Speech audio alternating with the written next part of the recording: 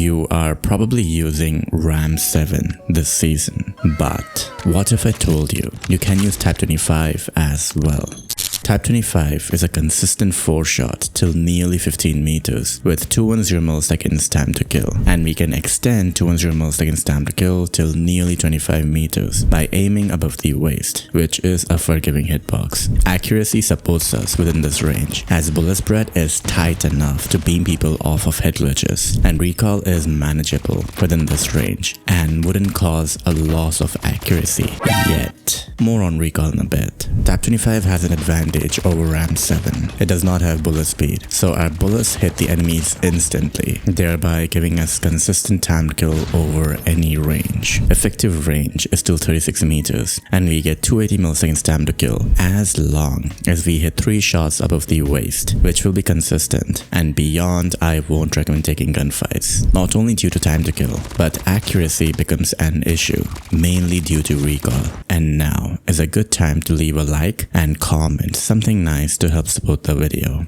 Recall pattern is a bit tricky.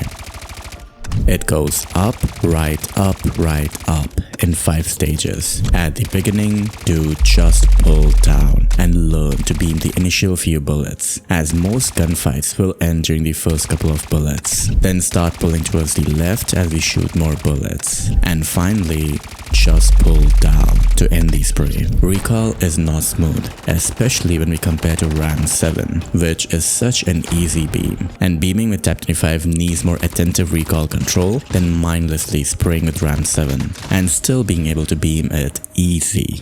But accuracy is problematic as there is this weird jitter mid-spray which causes loss of accuracy as we can easily miss 5 to 6 shots and lose that gunfight. And managing accuracy at longer range becomes a challenge since the enemy hitbox is so small and a no recall weapon like PKM or MG42 will beam Type 25, and Type 25 will just helplessly take bullets and get wrecked. You can use a foregrip to help with recall, and it does help make the weird jitter a bit more stable and the recall slightly more beamy. Problem is ADS speed. It becomes slower, and we either sacrifice bullet spread accuracy or ADS speed to make space for foregrip. More on that in a bit. Bullet spread is tight, so accuracy shouldn't be a problem even at range, as long as we're able to manage the recall. So any accuracy issues is likely due to issues in recall control. And hipfire spread is tight, and we can hipfire in close range to defeat the enemy. And here comes the next problem. Iron sights are bad and intrusive, and FTB players will need a red dot or invest in a better skin, which makes gunfights constricting as we always have to sacrifice something unable to get an optimal build. And for more analysis and best Gunsmith builds, you should join our Discord server. Fire rate is fast, and even if we miss a few bullets, we won't be punished heavily for it, thanks to the fast fire rate. And we can wallbang common wallbang angles without any issues, nor needing FMJ. And flinch is manageable even with quick fix or gung-ho, and toughness isn't a requirement. ADS speed is around what we expect from a flex assault rifle, and ADS movement is on the slower side compared to aggressive assault rifles like XM4 or RAM-7. But it isn't too problematic, and we can use Skulker to improve the ADS movement, and Skulker would greatly benefit Type 25. We get 34 bullets in mag, and we can take on 3 enemies without reloading, and we reload in nearly 1.4 seconds, which is usable for playing aggressive even if we don't use sleight of hand. For Gunsmith, this is my basic recommended build. If you need a red dot, swap granulated, since we will be playing more aggressive with Type 25. Likewise, if you're using a foregrip, it becomes tricky if you want to use foregrip and red dot. You can either go for this build and play a bit safe, not too aggressive, otherwise use this for an aggressive build. I personally like using this slower ADS movement build, and I love the fast reload cancel. I use it with quick fix, and this is my loadout. It also has a free slot for foregrip, while maintaining tight accuracy, able to play very versatile, both aggressive in close range and mid to long range. Granted, you have a habit of pre-ADSing angles, and doing so we are able to mitigate the slower ADS speed.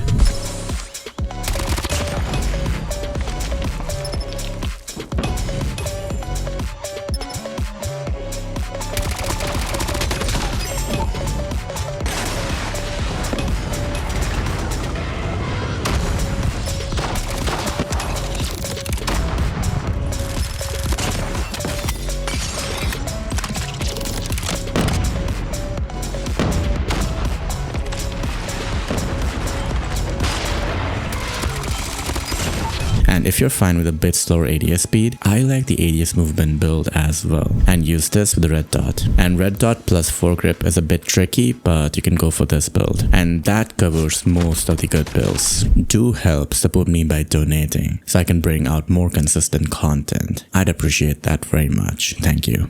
In conclusion, Type 25 is mainly an aggressive flex weapon, focusing mainly on rushing enemies and dominating them in close to mid-range. It can play versatile since the tactical range and bullet spread all supported. The only caveat is that you're able to manage the recoil and beam accurately, which, to be fair, in practical games, aim assist helps with accuracy. So even for a decent player, I do hope that Type 25 will serve them well. And in my opinion, Type 25 is able to manage the flex assault rifle playstyle decently well, but we definitely need a skin with good iron sights, because using red dot just doesn't give us a good build, and at that point just use RAM-7 as it has much better iron sights and there are no accuracy issues thanks to the easy recoil. I will have RAM-7 versus Type 25 comparison very soon, but to me Type 25 is an off meta mention, and people who have the mythic are the ones who will use it. Otherwise ranked will abuse RAM-7 over it. And Type 25 reminds me of CBR4, as CBR4 is also being considered as an alternative to RAM-7, and Type 25 is the same. So watch next why you should use CBR4 instead of RAM-7 in COD Mobile, and I will see you on the next analysis. Till then, take care guys, and bye.